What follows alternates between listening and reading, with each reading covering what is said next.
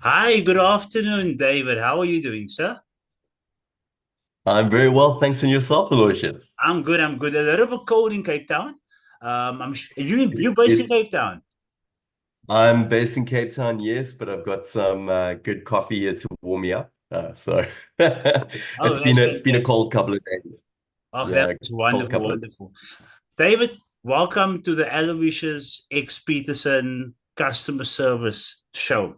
Basically, what we try and do days. during our podcast is we ascertain what our various different customers are doing and how it impacts different organizations positively.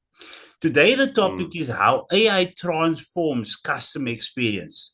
And I know that GlueUp is one of the foremost organizations when it comes to customer experience, CRM systems, event systems.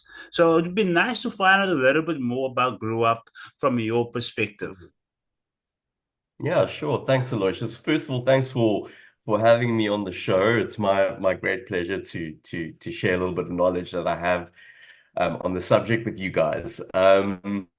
So yeah, Glue Up. It's a phenomenal story actually. It's a global company. We operate in 70 territories around the world. And we are proudly the first association management software Wow. to employ AI Yeah. in our actual platform. Hmm. And just a couple of months back, we were actually selected by NVIDIA, the giant in Hmm. computing and technology, to be part of their Inception program. So what we're doing is we're harnessing, AI. We're taking the capability of ChatGPT, of these machine learning platforms and technologies, and putting it into our platform. So basically, what it's doing is it is allowing event organizers and association managers, chamber managers, etc., the ability to cut down the time and effort that it takes to create an event and Hmm. to populate that event's information, summaries, etc., to really just craft the entire Yeah. event. So with the help of AI, we're able to significantly reduce the load on the human being at the end of the day, whilst Hmm. not compromising on quality. So I Oh, think that's one of fantastic. the biggest things that we need to be cognizant of is quality. Taking something out of that, obviously from my side, and I'm sure some of the listeners would be interested in this. How are chatbots and virtual assistants transforming customer service? Mm. Yeah, it's an interesting, I mean, chatbots, virtual assistants, one would could argue that they're almost the same thing at the end of the day. Yeah. But what they're doing is they're changing the way we interact with companies. Hmm. And essentially you've got a few things that you can look at as factors to consider when we talk about this topic. The most important, I think, in terms of customer service is the fact that these chatbots and virtual assistants are available 24/7. So they're there while you're sleeping. They are your 24/7 agents. If your staff are not at the office, you've got your AI chatbot that's able to take care of the customer, at least from that first touch point, and help them and get them into that ticketing Hmm. system of being assisted. We spoke about this at the last customer service symposium, the the hyper personalization of how we communicate with customers. So chatbots can hyper personalize how they interact with these people based on their internet history, their browser history, where they were before they landed on your website, where the kind of brands that they interact with. They're able to effectively resolve issues, from mundane to quite complex issues, as a first line of defense. I want to come in on that. My experience Mm, with chatbots hasn't been the best. Whether yeah. it be, and I'm not naming and shaming.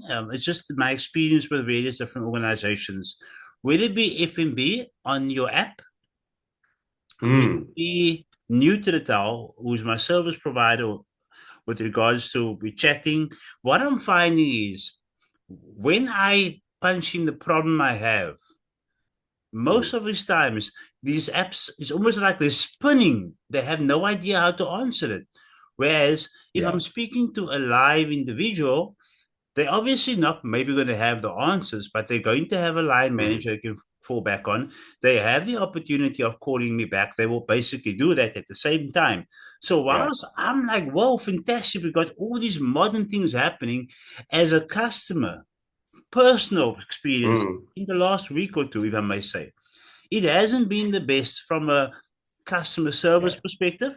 And it gets me to the point of wondering when companies are sitting down and looking at the customer experience journey and they're basically integrating the AI, the chat GPT, all these beautiful things. There doesn't seem to be Mm, a full on understanding on how to ensure that the customer's experience or the user's experience is at the highest level ever because it becomes extremely frustrating for us as customers. What is yeah. what do you think of cases like this? No, I mean, unfortunately, I have to say that I have to agree with you. Just this week, I had a run-in with one of South Africa's top banks. Yeah. We're not going to mention names, Well, I'm going to but mention the names I need to hear because I know all of them. So they have to hear it. yeah, no, you've already made mention of some of them. But I had a query, and I was dealing with their chatbot on the app. Um, and it was not a great experience. Mhm. Essentially, I found a loophole because this bank in particular uses smart chatbots. They use voice recognition Yeah, technology, which is something that's happening more and more often. So they ask you, please state your query so that I can help direct your call to the correct department. And I stated my query, and I just was not getting anywhere. And I like to think I speak pretty clearly. So, this thing should be able to understand. Yeah, eventually, I unfortunately had to use a word out of frustration, which I wouldn't have used normally. But funnily enough, that seemed to work. It got me through to speaking to a human when it recognized the word that I used. So, I think we've got to look at these things as the technology is young. Well, I mean, when you say young, I mean, when we spoke about this the last time, I mean, AI has been around since the 60s. We just don't, there hasn't really been a buzz around it like yeah, there is today. yeah, So it's not new technology, but the way it's being implemented now in organizations is new. And we need to be mindful of the fact that the technology is learning with every interaction. So yeah, just like I said a nasty word to that virtual chatbot at the bank, it's going to learn. The next time there's that inflection in someone's voice, or you can feel the sentiment is starting to change. yeah. And yes, these chatbots can sense these things now, just sentiment analysis. It's very interesting. It's going to learn every single time you have an interaction with it. So we need to be cognizant of the fact that AI is like anything, it's going to learn, and if we teach it the right things, it's going to be wonderful. But if we are not mindful of that, it's going to be frustrating to have It's to just a deal with. question from my side, and something that I've noticed has become more and more. Obviously, there's this argument, or not arguments, a conversation currently within the business world with regards to AI replacing us as human beings. And Mm, one of the questions that one of my colleagues actually brought up with me was, in what way does AI help map and optimize the customer's journey? Because essentially, mm, what happens mhm, is we as human beings, or we are, or the executives who have studied customer experience, we have our ACXP, our ACXMs, our CCP, all of these mm, different things. We studied to be able to can create a strategy, which we call the customer journey mm. mapping strategy, and we Yeah. try and put that together. But what's happening now Mm, is because of AI, companies are saying, okay, fine, you study, but we've got this program, and this is going to map mm, out our customer journey map based on the mm, analytics that it picks up on the telephone mm, calls, on the interaction, and all of these little things. In your mm, personal opinion, do you think this is something that is a really good thing moving forward? I know it's learning, I know AI is learning and things of that nature, but mm, then what role do we play in this world as human beings? Why do we then mm, go and study and speak at events if AI essentially is going to wipe us out, for lack of a better word? mm. Yeah, you know what? It's an interesting construct, and I think it's something that we need to be quite self-aware about. Mm. Um, AI, in my personal opinion, and I work in the industry, so I've got a lot of background information. I've got a lot of, we hear a lot of chatter of what's going on Yeah, in the industry. In my opinion, is it going to take over? No. No, it can't. It mm. simply can't, not yet anyway. Yeah, It doesn't have the technological ability to be humanistic at this point. So there's always going to be a role for the human being to be the director of AI. AI is there to help humans do their best work, you know. yeah. So in terms of customer mapping and that journey, they're there to be able to scale. So as your business scales, you might have 5 customer service employees now, and 2 months later your business is booming and your 5 agents can't handle it. Yeah. That's where AIs come in. The AI is scalable. It's going to be able to handle those complex queries. It's going to be able to handle those frontline queries as Mm. they come in and deal with them immediately. It's going to help you scale. It's going to help you with your content creation. It can help you create dynamic content that's suited to specific segments of your audience and your customers. So no, I don't think that AI is going to be replacing us anytime soon. And we spoke about this at the last symposium as well. I Yes, really we did. don't think it is because AI needs human input Yeah. in order to output good results at the moment. Look, like I said, anything can happen in technology. I mean, we might wake up tomorrow and there's a new chip that's been released, and humanistic thought patterns are, now a thing that AI can do, but we just don't know. At this stage, I think we're still safe, to be fair. I can believe it. I can believe it. One thing I wanted to find about you, and I don't want to look too far ahead. And I think when we look at Mm, AI, we need to look at it from a yearly perspective. That's the first mm, aspect. And then at the same time, you need to look at it from, are you in Europe? Are you in Asia? Are you in Africa? yeah. Which part of the world are you in? So my question to you would be, Mm, as somebody that's quite clued in when it comes to glue up and everything you guys are doing, what do you think are the future trends that you foresee when it comes to AI? Let's say in the next year mm, in South Africa and Africa mm. especially. Yeah. Yeah.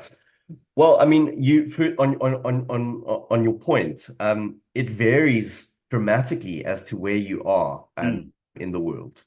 And I think Africa is at a very pivotal stage of our growth in terms of, we've always had this issue with the digital divide, between Africa and Europe and the Americas. You show me an African person today who doesn't have a mobile phone. very true. Um, Very true. we are all connected. We're all using AI without even knowing it. Yeah. The other day I was talking to someone, and they were talking about this new amazing thing that you can do with AI, and I had to remind them that actually it's not very new. They call it visualization Okay. in AI. So you can use AI, and this is something that's trending quite hot at the moment in terms of the creative space. Um, you can use AI to visualize a product before you buy it. So you could essentially, if you have a pair of sunglasses, Mm, you could go onto the website and using AI that it could put the sunglasses on for you. and you could visualize what you're going to look like with the sunglasses before you purchase it. And they're like, "This is so amazing. This is so new." I'm like, "No, Yeah. it is amazing, but it's actually not new." Mm. A couple of like about 10 years ago, it was Plascon, a very well-known paint supplier and manufacturer here in South Africa. They had this very innovative technology at the time where you could go onto their websites, you could upload a photograph of your living room, and you could change the color of the walls, like that beautiful red that you've got behind you, or you can have like a beige color or blue, like my glue up jacket. So that was AI 10 years Mm. ago in terms of visualization. So that is a trend that we're seeing, in terms of new types of AI, that's going to transform the way customers interact with brands, their customer journeys, etc. Another thing that we seeing a lot of now is um, conversational AI. So Mm. AI that's going to be able to be cognizant of what you're saying and be able to have a two-way valuable conversation with you. That's happening in Africa a lot. We're seeing a lot of chatbots that are actually able to have intelligent conversations. Look, they're all programmed to Yeah. be able to spit out the answers, but to be able to mimic two-way conversational style of talking is big. And then emotion AI. Emotion AI is something that's pretty new in terms of what we can expect. So AI traditionally has not been very humanistic, but what they're doing right now is they're creating technology to allow these chatbots and VAs, etc., voice recognition systems. They're creating the technology to allow these services to sense the inflection in your voice if you're Yeah. happy or sad, Yeah. whether you are angry or motivated to Yeah. buy, or whether you have this is all very new and it's starting to trickle down into the African market. So I think it's really going to affect the way we deal with brands, deal with our role as the customer and the brand's role as the supplier of goods and services using AI. 100%. David, Mm, so obviously we've now touched on various different points about artificial intelligence, how it impacts our mm, daily lives, how it impacts businesses, how it impacts customer experience with the mm, customer or the user experience.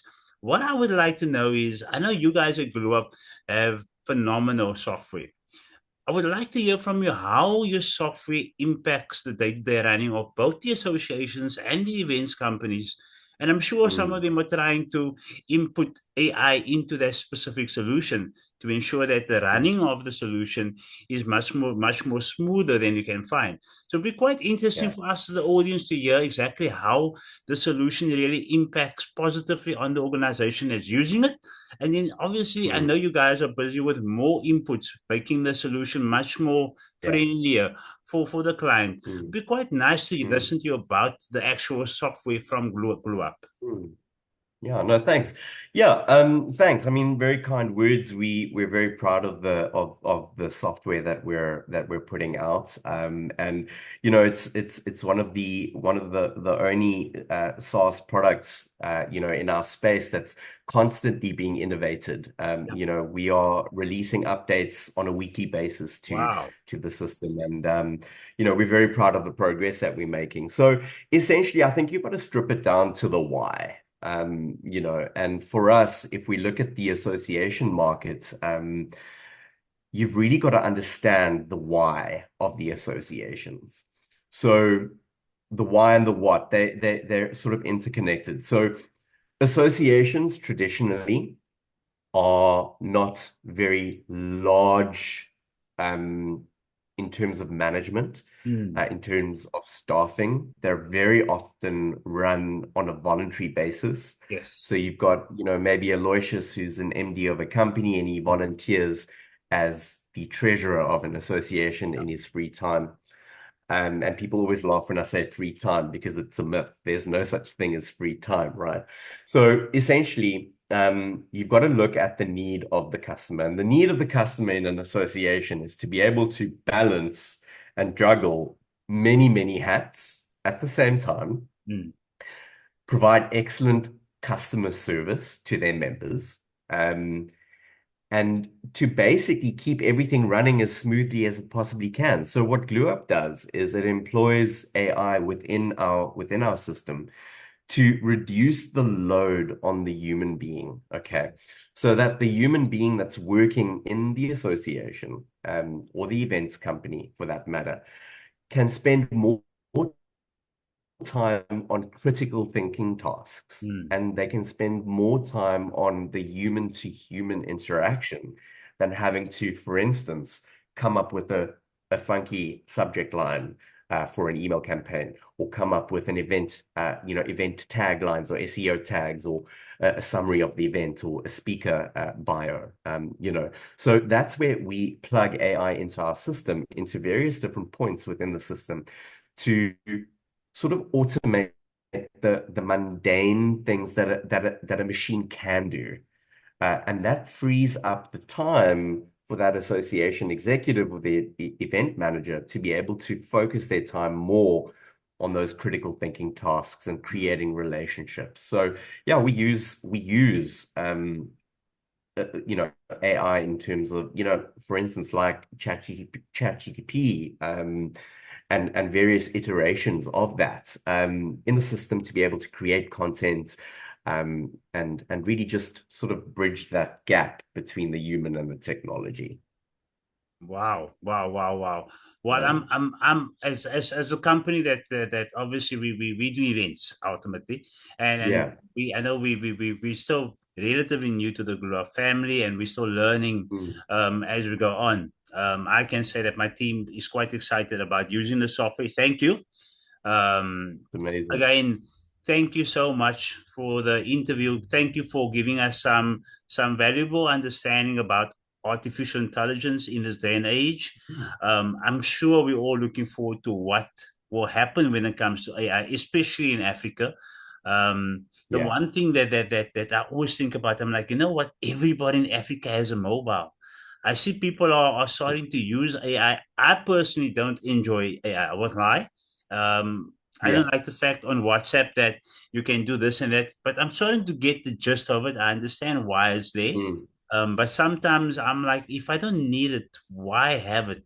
Just kind of that type of thinking. Like, I'll give you an example. I don't need a Porsche.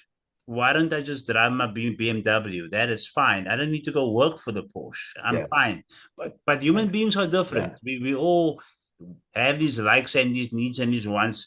And my personal Mm, thinking is that as much as AI has come into business and into life itself to make life mm, easier and to give you more time to do certain things, I personally almost feel like it is the creation of another want that we as human beings wanted always, just mm. because we can.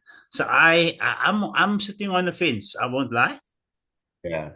As No, more I respect that point of view. I think as an influential business person yourself, it's quite a brave point of view to have, and a bold point of view. I I'm think I'm speaking gonna, from a point of view of job creation and why I would yeah. say this, and I would actually go into any debate because my argument with anybody is if you look at South Africa, can anybody give me a stat on unskilled employers or employees availability right Mm, now? We're probably sitting in like the 60-70% ratio in South Africa. yeah, What yeah, do you do with those unskilled individuals? Because you cannot throw them on a farm.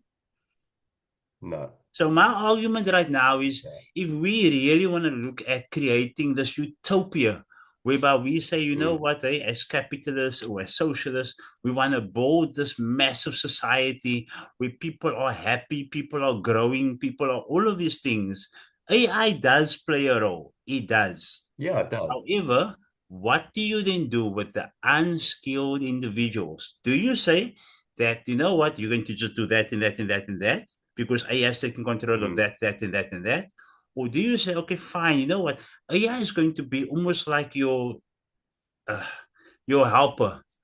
And if yeah. it's in that case, when it comes to unskilled individual, well, then I understand. But then I'm going to ask the Mm, question, then why is the education? Because I'm mm, certainly not going to have a staff yeah. member that cannot write who needs to do marketing for me, and they're Mm, using AI, and I'm using a real life example. They're using AI yeah. to write all the work because then why did I employ you? Because I want Mm, authenticity, human yeah. authenticity. That is where I'm Yeah. coming from. And that's to my point that AI is not going to be coming for our jobs because there's always going to be a space for the human being to be the director of AI. To your point, you used the analogy of, driving the BMW Yeah, but wanting the Porsche. I can relate, but at the end of the day, would you not, as an individual, as a business person, as an employee, would you not want to be able to perform like a Porsche, but have the fuel bill of the BMW instead? Because with AI, you can perform at a higher level, if you embrace it and I if you use love it that. You are responsibly. such an advocate for AI. Well done. Well done. But you've got to use it responsibly. You've got to use it responsibly. You can't. Yeah, I mean, I recently did a course, and the university was Hmm. putting out a lot of information about um, about the issues that they were coming up, in terms of AI with proctoring, and students that were being dishonest with their work.